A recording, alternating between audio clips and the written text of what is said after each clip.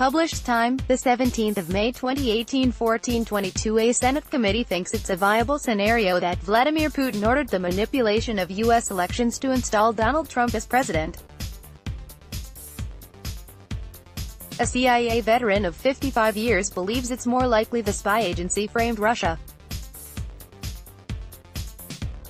McGovern made his comments as the Senate Intelligence Committee endorsed a report on the Trump-Russia collusion narrative surrounding the 2016 presidential election, backing the allegations that the Russian effort was extensive, sophisticated, and ordered by Russian President Vladimir Putin himself for the purpose of helping Donald Trump and hurting Hillary Clinton. We see no reason to dispute the conclusions. There is no doubt that Russia undertook an unprecedented effort to interfere with our 2016 elections, the committee said Wednesday.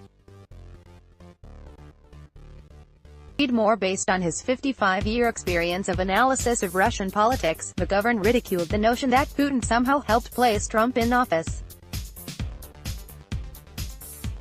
McGovern blamed the U.S. media and politicians for continuing to focus on the issue just to score points and boost results in the upcoming midterm elections. The whole premise of these investigations and the charge that President Putin interfered in the election was based on the thought that President Putin wanted Donald Trump to win, former CIA analyst told RT.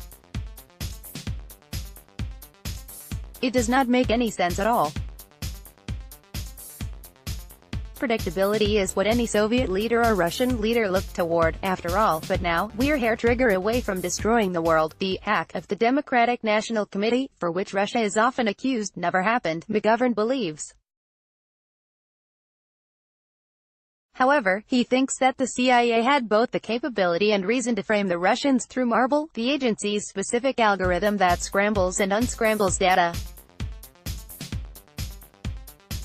This capability, McGovern says, allowed the CIA to hack into other email systems or other computer systems, disguise to hacked in, and leave telltale signs like little Cyrillic or the name Felix Edmundovich Dzerzhinsky, head of Soviet State Security Organization. When you look at the particulars, no one hacked into the Democratic National Committee on the July 5th, for which we have metadata. That was not a hack. It was a download on a little thumb drive, McGovern said. It seems to me, and more importantly to my colleagues of more technical bent, two former technical directors of the National Security Agency, that if you look for somebody in interfering in the U.S. election, it's not Russian, it is the people who wanted Hillary Clinton to win.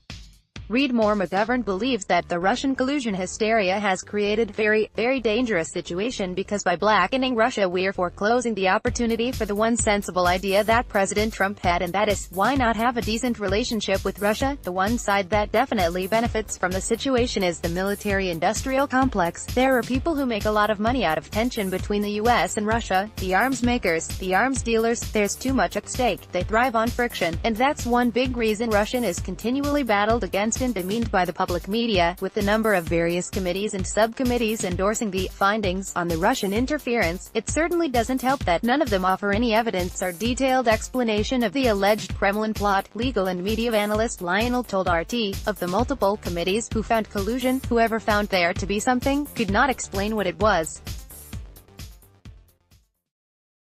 So you have to give you an idea of ludicrous nature of this, a number of organizations and tribunals that found no evidence of wrongdoing, some that found attempts, desires, and the ones that said, yes, we found something, could not tell you what it was what they found, he pointed out.